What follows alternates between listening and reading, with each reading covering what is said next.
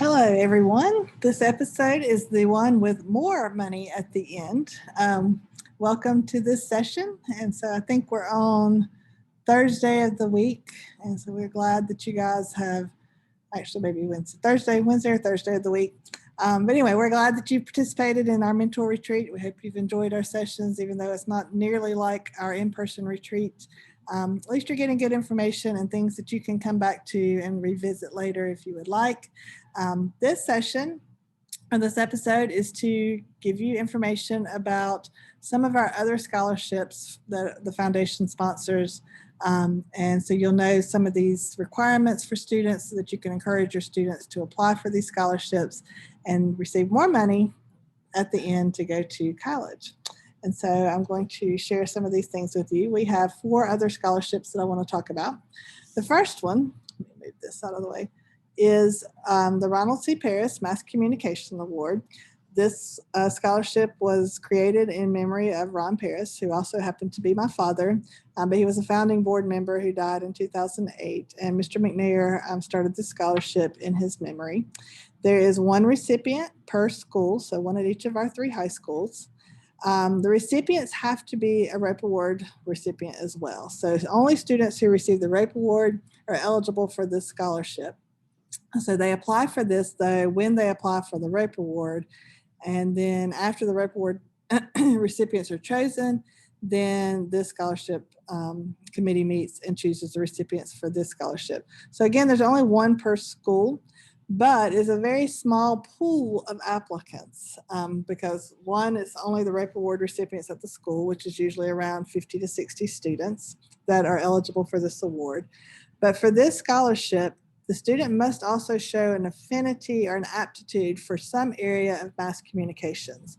And so you can see here the different areas that includes: broadcast television, videos, things like that. Radio, social media, so they can do blogs, they can do website design, print, they can do creative writing, news journalism. For a lot of our students, it's yearbook and yearbook design.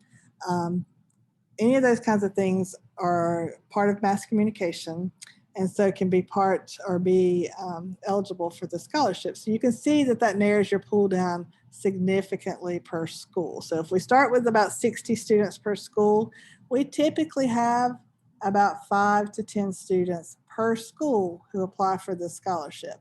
So if you know students who have an affinity for some area of mass communication, does something in these areas, then please encourage them to apply for the scholarship. It's an easy application because you've already done the ROPE application. It's just a few extra little things they need to do to apply for the scholarship.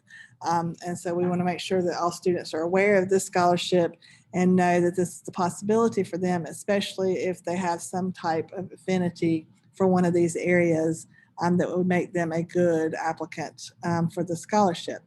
The only additional thing they really have to do to apply for the scholarship is submit a sample of work. So they have to be able to put a link to a video or to one of their social media blogs or their websites, or they have to be able to upload a sample of their creative writing, or if they're working with the yearbook, something that they've done for yearbook or something like that. So they just have to be able to create or submit that sample of work along with their application, which again is a very simple 1-page application. And for students who are selected for the Ron Paris Mass Communications Award, they will receive an additional $8,000 over 4 years. So they will receive their ROPE Award, which is $8,000, plus the Paris Award, which is another $8,000, which means that every year they'll get $4,000 a year instead of just the $2,000 for the ROPE Award.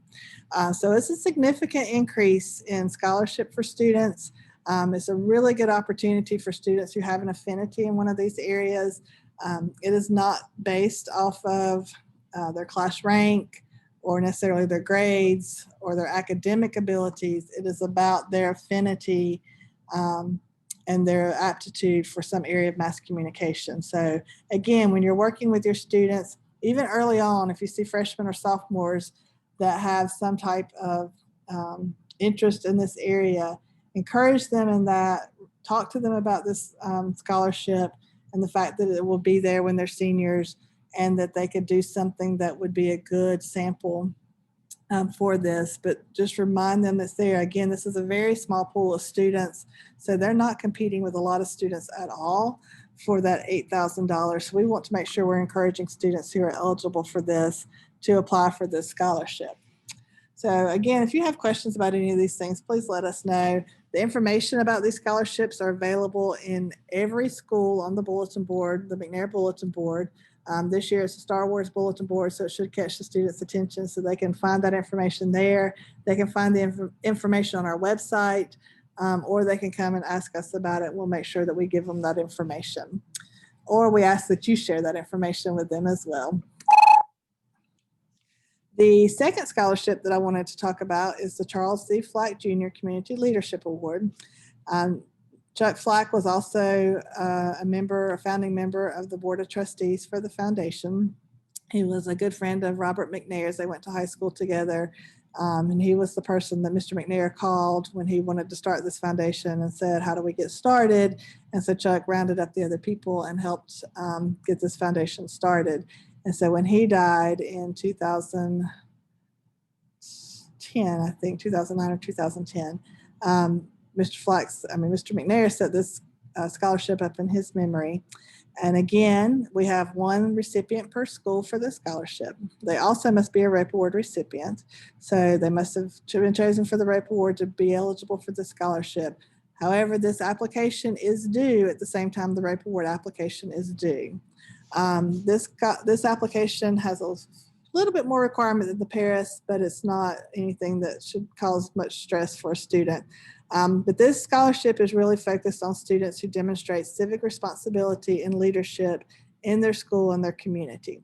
So they are looking for students that are involved in their community, that are involved in their school, that demonstrate leadership, and would be a good applicant for this scholarship. For their application, they must have one additional recommendation in addition to their ROPE recommendations that they had to get. And that additional recommendation really should be somebody from the community who is familiar with this students' leadership and civic engagement in the community. So that needs to be submitted with their application. This student will also receive an additional $8,000 over 4 years. So that means that they're going to get their ROPE award for $8,000, this scholarship for $8,000, and will get $4,000 a year each year for 4 years. So again, it's a significant scholarship. We do typically have a little bit more students apply for this one, but again, it's still a limited pool. So you start with the 60-ish ROPE award recipients at each school. You narrow that down. Typically, we have around 10 to 15 students who apply at each school for this scholarship. So it's still a very small pool for students who are showing that type of leadership in the school and the community. So they typically choose the top 3 or 4 students at each school to interview for the application or for the scholarship. So when you're talking to students and you recognize that they are students who are meeting these eligibility requirements, that they are involved in their community, they're involved in their school, then just talk to them about the scholarship and encourage them to get more information on the scholarship and find out more about what they need to do. And then when they're seniors, encourage them to apply for the scholarship, because again, it's a pretty significant scholarship with a pretty small pool of applicants that they're competing against to receive this money. So keep this in mind as you're talking to students. Even as freshmen, start talking to our students about this, that these are available for our students. Okay, the third one that I wanted to talk about is the Jim Songster Jumpstart Award. This is a new scholarship in this form. It used to be the Jim Songster Mastery Award, and it was given to students who completed their graduation projects as seniors and achieved mastery on their graduation projects. So every student who achieved mastery received $100 as the Jim Songster Award. Last year, the state of North Carolina did away with the graduation projects as a requirement for students. And so at that point, we had to either decide to discontinue the scholarship or this award, or transition it into something else. Jim Songster was the first executive director of the foundation when it began, and I think he started in 1990. And he actually started the Jump Start program in 1991. And so that was something that was very near and dear to his heart. It's one of our longest running programs because we still do Jump Start now. And so we felt like Jump Start should be the focus of this award in his memory. Jim Songster worked for the foundation, I think, for 6 years, and he had an aneurysm and ended up in a nursing home until his death. And so at that point, Mr. McNair said I wanted to set something up in his memory as well. And that's when it became the Mastery Award. And then we have transitioned it this past year into the Jump Start Award. So we actually awarded the Jump Start Award this past spring for the class of 2020. And so this will be the second year, but hopefully this will be the year that we can start to advertise it more for our Jump Start students. I think we had 7 or 8 students who received some funding through this Jump Start Award last year. So each high school has up to $8,000 to distribute for this award, and each student can earn up to $500 each for this award. So there's certain things they do that they earn more money for each thing they do. And so we are focusing on our Jump Start graduates. So you can see to earn their first $100, to even be eligible for this award, they have to successfully complete the Jump Start program. That was when they were coming into their freshman year. So it's the summer after their 8th grade year that they would have completed the Jump Start program. So they had to have graduated from Jump Start before their freshman year. By the end of the first semester of their senior year, they have to achieve a 2.5 weighted GPA. And the 2.5 is the baseline GPA a student needs to be admitted to a 4-year school. So they have to achieve a 2.5 weighted GPA by the end of the first semester of senior year. And they have to be on track to graduate from either Chase, East High School, or Orange Central High School in 4 years. So they can't have failed a year and taken 5 years to graduate or anything like that. They have to be on track to graduate in 4 years. So if they do those 3 things, then they're eligible for this award and they will automatically earn $100 for those 3 things. Now they may earn an additional $100 for each of the following that they complete. So for each, they don't have to complete all 4, but for each one they complete, they will get an additional $100 to earn up to $500. So they can participate in one extracurricular activity, and that can be in the school or in the community. They must attend at least one college visit after Jump Start. So we do a college visit during Jump Start, and that does not count for this. They have to have gone on another college visit by their junior year. And it can be either a foundation sponsored one or on their own, but they have to have had a college visit to earn $100 for that one. They have to have acceptance to at least one post-secondary institution, and that can include a 2-year or 4-year school. And they can complete a minimum of 32 documented service hours. So that would be 8 hours or 1 day per year over their 4 years. So for each one of those things they do, they may earn an additional $100. So the total they can earn is $500. So for our students right now that have already completed Jump Start and didn't know about this until this year or the end of last school year, then hopefully they'll be able to do these things. Our juniors should be able to catch up, and our seniors this year hopefully will have these things completed. But starting next year with Jump Start, we will make sure that all of our students who participate in Jump Start are aware of this scholarship or this award and know the things they need to do to earn the funding that comes with this award so that they can start their freshman year working towards this to earn this funding. So like I said, this is not a new award, but it's a new focus for this award.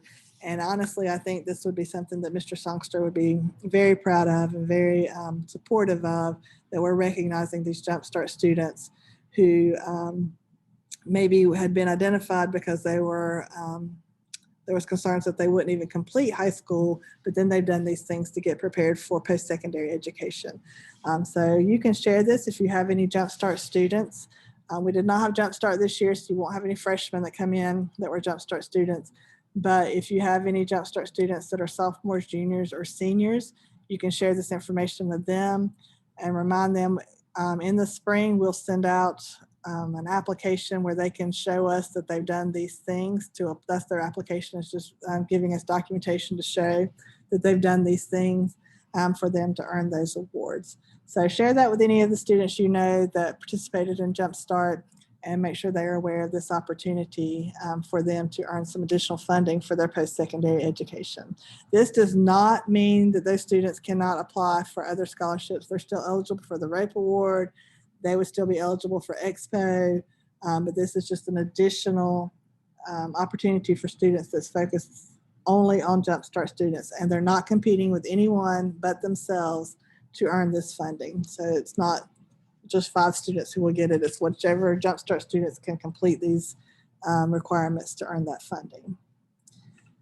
The final scholarship that I wanted to talk about for our students is one that we really are not advertising for students.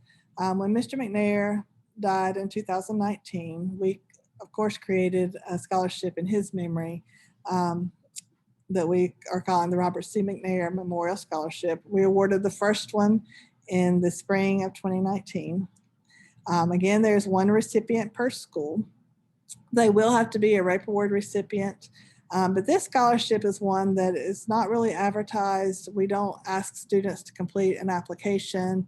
We're not putting this information out for parents and students to really know about. This scholarship is chosen by our Teacher Advisory Committee, which is our RAPE Award Selection Committee. It's that group of teachers who knows our students. And they choose the recipients during the RAPE Award selection. So when we're done selecting all of our RAPE recipients, then that Teacher Advisory Committee is going back through all of those recipients and deciding which one of those recipients will receive the Robert C. McNair Memorial Scholarship. The recipients of this award will receive an additional $10,000 over 4 years. So in addition to their RAPE Award, they'll get $2,000 for the RAPE Award and $2,500 for this scholarship. So they'll get $4,500 every year as a scholarship from our foundation that they're enrolled in post-secondary education. The criteria is that you must be a RAPE Award recipient with a unanimous committee vote, which means all of our committee has to vote for you as a RAPE Award recipient. There can't be any concerns or questions about you being a RAPE Award recipient. They must have taken advantage of programs or opportunities offered by the foundation, the school, and or community resources. So like Mr. McNair did, he took advantage of the opportunities he had. He took advantage of the things the schools offered. He took advantage of scholarships and opportunities he had to go to South Carolina. He got involved at South Carolina, and we were looking for a student like that that's taking advantage of what's there to help them be successful while they're here and in their future life. They also must have demonstrated efforts to better themselves and or others. So we're looking for somebody who's giving back. That was something that was very important to Mr. McNair, and I think he demonstrated that throughout his many years, especially helping us here, but that they're giving back, and not necessarily money, but of their time, of their efforts. They're always working to help others or to help themselves be better, and that they succeeded despite obstacles encountered. And they don't necessarily have to have had major obstacles, but they didn't let things hold them back, and they were determined they were going to be successful in a way that made themselves better and people around them better. So again, our TAC committee are the ones that select this scholarship. They spend a good bit of time following the RAPE selection, looking at all of our recipients, nominating some of those students out of there, discussing those students, and choosing the one that really embodies the characteristics of Mr. McNair and the things that he held to highest esteem, and looking for those students who are going to really pay that forward in the future, we hope. So we wanted you to be aware of the McNair Scholarship, but do understand it's not something that we're putting out there for students. They can't compete for it. They can't do an application for it. It is one that is chosen by the advisory committee, and it's based on things that they have done or seen, observed on these students throughout their 4 years of high school. So if you have any questions about any of those scholarships, please let us know. But just know that they're all available on the bulletin boards in the schools. They are on the websites. Students can come and talk to us about them at any time if they have questions about it, or if you have questions about it, please come talk to us. But we really, for the first three, we want you to talk to your students about them, let them know about them and those opportunities. And share those with students, even starting their freshman year. So again, if you have questions, please let us know. And we appreciate you coming to this session. Thank you.